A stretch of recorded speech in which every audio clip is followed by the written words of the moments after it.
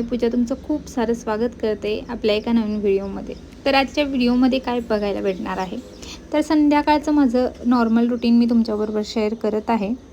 आणि संध्याकाळ झाली ना, उठल्या उठल्या मुलांना मी काहीतरी पौष्टिक देण्याचा प्रयत्न करत असते। म्हणजे बाहेरचं काही देण्यापेक्षा किंवा मॅगी वगैरे देण्यापेक्षा मी काहीतरी घरचंच बनवून छान असं त्यांना देण्याचा प्रयत्न करते। तर इथं मी उपमा बनवत होते, उपीट म्हणतात त्याला।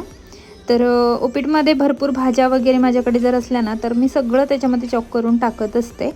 पण ह्यावेळेस मला म्हणजे जे काही अवेलेबल होतं घरात तेच मी त्याच्यात घेतलं आणि मुलांना सगळं हे देण्याचा प्रयत्न केला ना, तर ते मुलं खाताही आवडीत। आपण जर पहिल्यापासून त्यांना तशी सवय लावून घेतली ना, की हे नाही खायचं किंवा हे आपण देत नाही, ते देत नाही, त्याच्यामुळे मुलांमध्ये हे होतं की थोडंसं नाही खात ते।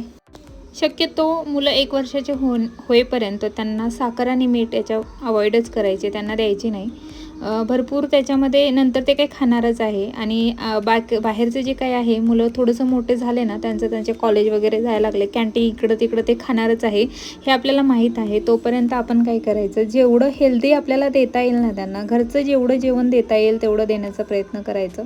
नंतर काय ते, आणि त्यांना जर सवय झाली ना घरचं खाण्याचं, तर ते बाहेर खाणार पण नाही। आणि जर कदाचित खाल्लंही तर बऱ्यापैकी त्यांची जी लहान वय असते किंवा लहान वयात ते असतात, तोपर्यंत आपण छान प्रकारे त्यांना हेल्दी सगळं जेवण दिलेलं असतं। त्याच्यामुळे लवकर मुलं आजारीही पडत नाही। बाहेरचं देणं टाळायचं। आपलं कसं असतं, आपण कामात व्यस्त असतो, त्याच्यामुळे मॅगी करून दे, जे काही बाहेरचं असतं ते त्यांना खायला दे, बाहेर गेलो की त्यांना काहीतरी चॉकलेट्स, हे सगळ्या गोष्टींपासून थोडं लांब ठेवायचं, कारण नंतर ह्या सगळ्या गोष्टी होतातच। पण आपण आत्ता त्यांना हे सगळं नाही दिलं तर तेवढंच त्यांना आजार होणार नाही किंवा त्यांचं जे माइंड आहे ते चांगलं राहील। तुम्ही बघा, जे मुलं जास्त तळलेलं किंवा बाहेरचं खातात ना, ते सतत चिडचिड असतात, त्यांची चिडचिड होत असते किंवा ते रागीट स्वभावाची मुलं असतात। आणि जे काही हेल्दी फ्रूट्स खातात, घरचं खातात, त्यांचा जो मूड आहे किंवा मूड स्विंग्स आहे ते चांगले असतात आणि ते नॉर्मल असतात। आणि मुलांना ना,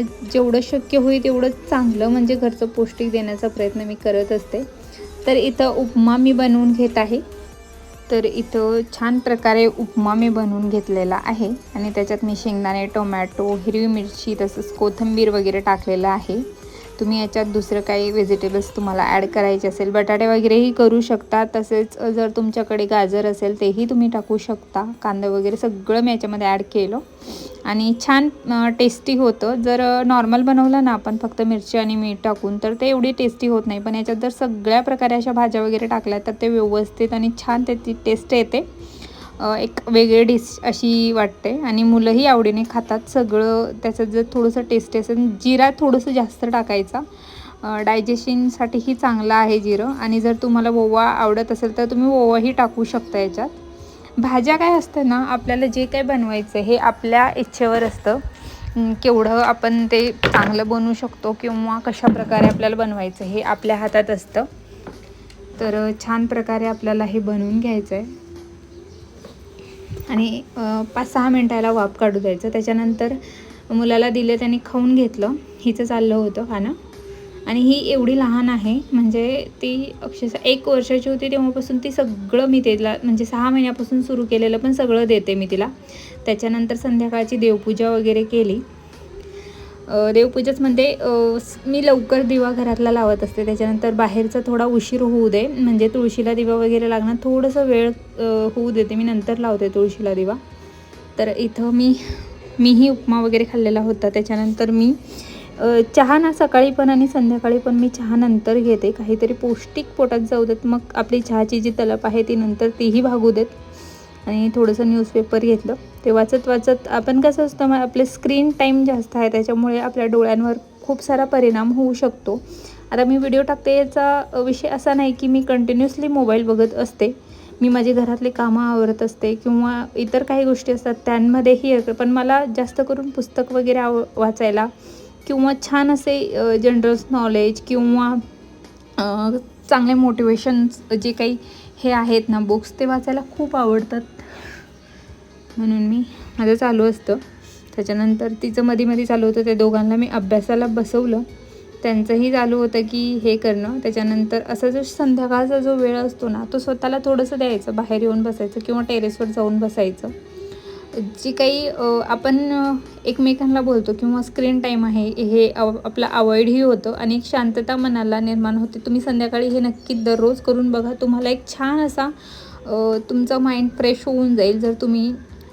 जर सतत तुमच्या डोक्यात काहीतरी चालू असतं किंवा तुम्हाला कशाचं तरी टेन्शन आहे, एखादा ट्रेस आहे, तर तुम्ही नक्की हे टिप्स फॉलो करा. संध्याकाळी आणि सकाळी थोडंसं नॉर्मल म्हणजे घरच्यांपासून सगळ्यांपासून लांब थोडंसं निवांत बसा, एकटे बसा. छान असा जो आपला माइंड आहे फ्रेश होईल. तर अशा प्रकारे चहा वगैरे घेतला.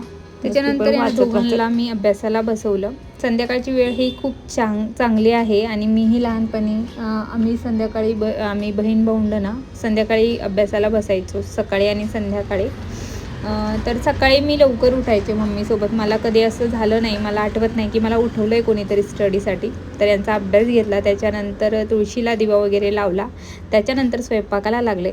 तर माझा आजचा हा छोटासा ब्लॉग तुम्हाला कसा वाटला मला नक्की कमेंटमध्ये सांगा. चला तर बाय.